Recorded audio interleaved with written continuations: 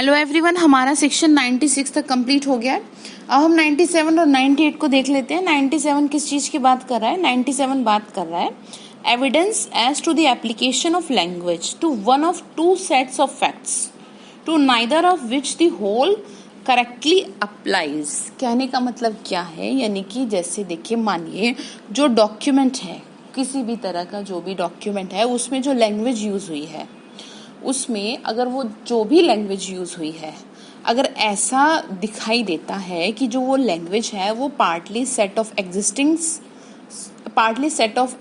के ऊपर और partly another set of existence के ऊपर अप्लाई हो रही है, तो पूरी तरीके से वो डायरेक्टली किसके ऊपर अप्लाई हो रही है, इस बात को शो करने का एविडेंस दिया जा सकता है कि वो उन दोनों में से किसके ऊपर अप्लाई हो रही है। सो सिंपल, ठीक है ना। When the language used applies partly to one set of, वही जो मैंने भी पढ़ा कि one of set of existing fact or the partly another, ठीक है, but the whole of it does not apply correctly to either evidence may be given to show to which is to it was mean to apply। यानी कि partly एक दूसरे partly set of existing fact पे और दूसरे किसी partly set of existing facts पे, तो किसके ऊपर अप्लाई हो रही है? डायरेक्टली सीधा किसके ऊपर बात आ रही है, मतलब यानी कि किस एग्जिस्टिंग फैक्ट्स की ये बात कर रहा है, इस बात का ओरल एविडेंस दिया जा सकता है।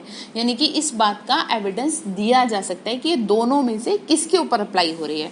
तो इसका इलस्ट्रेशन देखते हैं। इसके इलस्ट्रेशन में लिखा है 97 के इलस्ट्रेशन में, देखिए ए जो है, ए एग्री करता है किस चीज का? अपने क्लाइंट बी को बेचने के लिए। क्या करता है? ए एग्री करता है अपनी क्लाइंट बी को बेचने के लिए, जो कहाँ पर है? जो कि एक्स जगह पर है। इसमें एक्स जो है, एक्स जगह पर वाई के ऑक्यूपेशन में है। बट ऐसा पाया जाता है कि जो ए है, ए के पास जो जगह है ना, यानी कि ए के पास इस जगह पे जो लैंड है, बट वो जो है लैंड तो है, ठीक है, बट वो जो लैंड है ना वो वाई के ऑक्यूपेशन में नहीं है, ठीक है, वाई के ऑक्यूपेशन में नहीं है। और ये पाया जाता है कि जो लैंड है वो वाई के ऑक्यूपेशन में है, वो एक्स जगह पर नहीं है, ठीक है। क्या कहा? वो एक्स जगह पर नहीं है। तो एविडेंस ये दिया जा सकता है कि मतलब कौन सी जगह को बेचने की बात की जा रही है, इस बात का एविडेंस दिया जा सकता है, ठीक है। इन्होंने इसमें यही लिखा हुआ है कि देखो, सिंपल इतनी सी बात है, इसमें यही लिखा है, देखो ऑक्यूपेशन वाई हैज लेट, आप पढ़ेंगे तो क्लियर हो जाएगा, इसमें कुछ नहीं है ऐसा। बात वही है कि देखिए कौन सी जगह की आप बात कर रहे हैं कि किसके पास है, किसके पास। मैं दोबारा से रिपीट कर देती हूँ, आपको कंफ्यूजन ना हो। ए एग्री करता है अपनी एक डीड बनवाता है किस चीज के लिए? अपनी एक लैंड को बेचने के लिए। किसको? जो कि मतलब कहाँ पर? जो कि एक्स जगह पर है, कुछ जगह है जिसको एक्स नाम दिया है, और वो क्या है? वाई की ऑक्यूपेशन में है। इतनी बात ठीक है। लेकिन मालूम ये पड़ता है, पता ये चलता है कि ए के पास इस जगह पे लैंड है, लैंड तो है, लेकिन वो वाई के ऑक्यूपेशन में नहीं है, ठीक है। पाया ये जाता है कि जो लैंड है वो वाई के ऑक्यूपेशन में है, वाई के ऑक्यूपेशन में है, वो एक्स जगह पर नहीं है। बट जगह का डिफरेंस हो गया ना, वो एक्स जगह पर नहीं है, लैंड तो है, जगह वो नहीं है।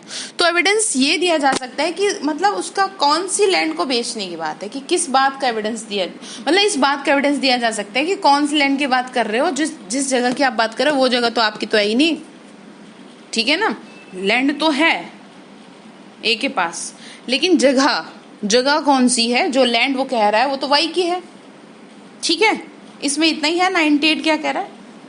देखिए 98 देखते हैं। 98 बात कर रहा है आपकी evidence as to meaning of illegal character etcetera. It means मान लीजिए कोई भी ऐसा डॉक्यूमेंट, कोई ऐसा डॉक्यूमेंट या अगर कोई ऐसा करेक्टर, कोई ऐसी यानी लिपि है जो कि डॉक्यूमेंट में समझी नहीं जा सकती। जैसे इन्होंने इसमें क्या रखा? फॉरेन लिपि है, और क्या है?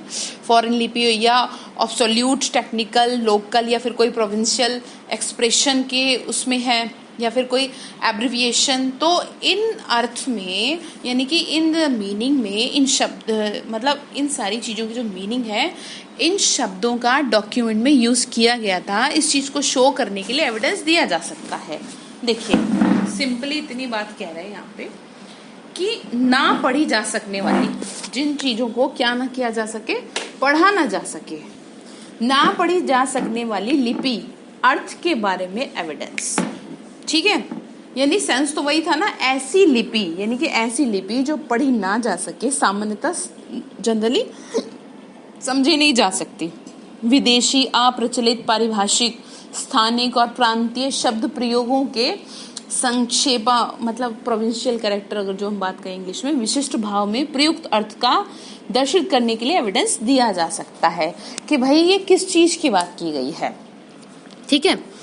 तो एब्रिविएशन है, तो किस अर्थ में इन शब्दों का डॉक्यूमेंट में यूज किया गया, ये जो भी वर्ड लिखे हैं उस डॉक्यूमेंट में, तो उसका मीनिंग क्या था, उसका अर्थ क्या था, वो चीज है ना।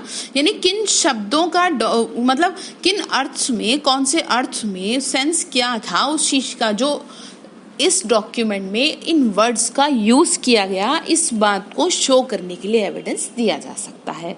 इसका इलस्ट्रेशन, इसके इलस्ट्रेशन में ये लिखा हुआ है, देखिए ए स्कल्प्टर है जो कि एग्रीमेंट कर ए स्कल्प्टर करार करता है यानी एग्रीमेंट करता है अपने सभी मोड्स को बेचने का। तो यहाँ पर अब ये जो मोड्स की बेचने की बात की गई है ये किस सेंस में की गई है, तो उस चीज को शो करने का एविडेंस दिया जा सकता है कि ये मोड्स की जो बात कर रहा है, क्योंकि इसमें दो चीजें उसके पास, एक तो मॉडल्स हैं और मॉडलिंग टूल्स हैं। तो इन दोनों में से कौन सी की बात की गई है, तो किस बात को शो, तो दोनों में से कौन सी है, उसने किस बात के बारे में ये बात कही है कि किस बात को शो करने का एविडेंस दिया जा सकता है कि ये दोनों में से कौन सी चीज की बात कर रहा है।